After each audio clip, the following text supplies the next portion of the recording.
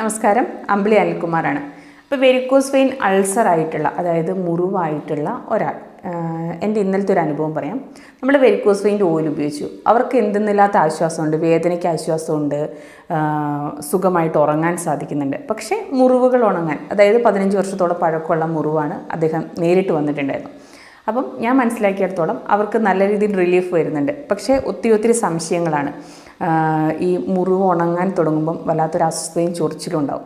അപ്പം അതിന് നമ്മുടെ സ്കിൻ അലർജിയുടെ ഒരു ഓയിലുണ്ട്. ആ ഓയിൽ ചുറ്റുമുള്ള ഏരിയയിൽ നന്നായിട്ട് അപ്ലൈ ചെയ്ത് കൊടുക്കുക. ഒരു കാരണവശാലും കൈ നഖം ഉപയോഗിച്ചിട്ട് ചൊറിയാൻ പാടില്ല, അല്ലെങ്കിൽ എന്തെങ്കിലും ആയുധങ്ങൾ ഉപയോഗിച്ചിട്ട് ചൊറിഞ്ഞ് മാന്തി പൊട്ടിക്കരുത്.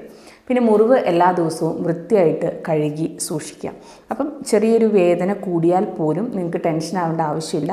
ബ്ലഡ് സർക്കുലേഷൻ കൂടുന്നതുകൊണ്ടാണ് ആ ഭാഗത്തൊക്കെ വേദന കൂടുമ്പം ബ്ലഡ് സർക്കുലേഷൻ കൂടുന്നു എന്നുള്ള നല്ല ലക്ഷണം തന്നെയാണ്. കാരണം വർഷങ്ങളായിട്ടുള്ള മുറിവാകുമ്പം മുറിവ് ഇങ്ങനെ തുറന്ന് ഇരിക്കും, യാതൊരു തരത്തിലുള്ള മാറ്റവും ഇല്ല, എല്ലാ ദിവസവും നിങ്ങൾ കെട്ടിവെക്കുന്നു എന്നല്ലാണ്ട് യാതൊരു തരത്തിലുള്ള മാറ്റങ്ങളും ഉണ്ടാകുന്നില്ല. പക്ഷേ നമ്മളുടെ വെരിക്കോസ് വെയിൻ്റെ ഓയിൽ മുറിവിൽ അപ്ലൈ ചെയ്യേണ്ട എന്ന് തീർത്തും പറയുന്നതിൻ്റെ കാരണം യാതൊരു തരത്തിലുള്ള ഇൻഫെക്ഷൻ ഉണ്ടാവാതിരിക്കാൻ വേണ്ടിയിട്ടാണ്.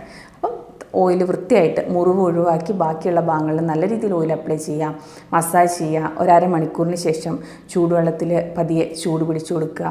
അല്ല, ഒരു 7 ദിവസം തുടർച്ചയായി ചെയ്യുന്ന എന്തെങ്കിലും കാരണവശാൽ നിങ്ങൾക്ക് വേദന കൂടി, അസ്വസ്ഥത കൂടി എന്നാണെങ്കിൽ ചൂട് പിടിക്കുന്നത് ഒഴിവാക്കിയിട്ട് ചൂടുവെള്ളത്തിൽ കഴുകി വൃത്തിയാക്കി എടുക്കുക.